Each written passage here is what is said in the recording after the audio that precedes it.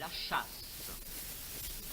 Dans les forêts qui s'étiolent, mille folles et babillardes folioles, langues jaunes jonchent le gazon vert.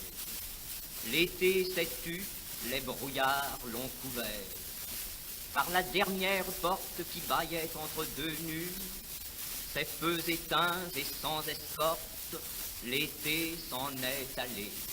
L'été s'en est allé vers l'aventure, et l'automne s'en est venu lourde de pourriture, avec des oiseaux morts pendus à sa ceinture. Automne, automne, une âpre odeur sort du fourré où le gibier s'assemble et s'est terré. Automne mûr, automne lasse, une odeur fauve, une odeur grasse circule au bois dès que tu passes. Écume et or, soie et velours, voici chevaux et cavaliers battant les champs et les halliers de galop lourd.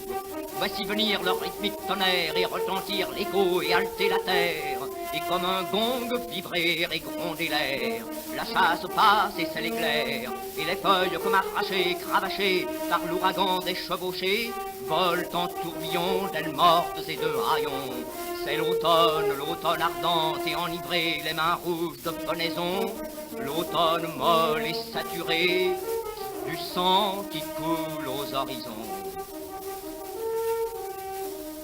En bas, dans la vallée, auprès des eaux tranquilles, courts et grands restent blottis, petits clochers des villages petits en jeu de quilles, chômes pauvres et pauvres gens, frileux de vie et sans argent, que l'automne en leur misère enlise, et qui fêtent la Toussaint grise et l'octave des trépassés, avec le vieux bourdon cassé de leur église. Automne, automne, la chasse passe et c'est l'éclair. En des buissons foulés et des mares pourries saignent toutes les fleurs de la furie. La chasse passe et passe, fondue au crin des étalons cabrés. La chasse roule et vole et puis bondit avec des heurts, avec des cris, en galop fou vers l'incendie rouge et fumant de la curée. Dans la clairière où résines et bois allument un décor pourpre sous les ramures, la bête meurt. Mais les gueules des chiens pantois saignent autant que ses blessures. Avec de grands frissons, son corps en vain s'efforce à secouer la mort. La langue bleue entre les dents se serre, ses yeux fanés meurent sous leurs paupières, loin du soleil.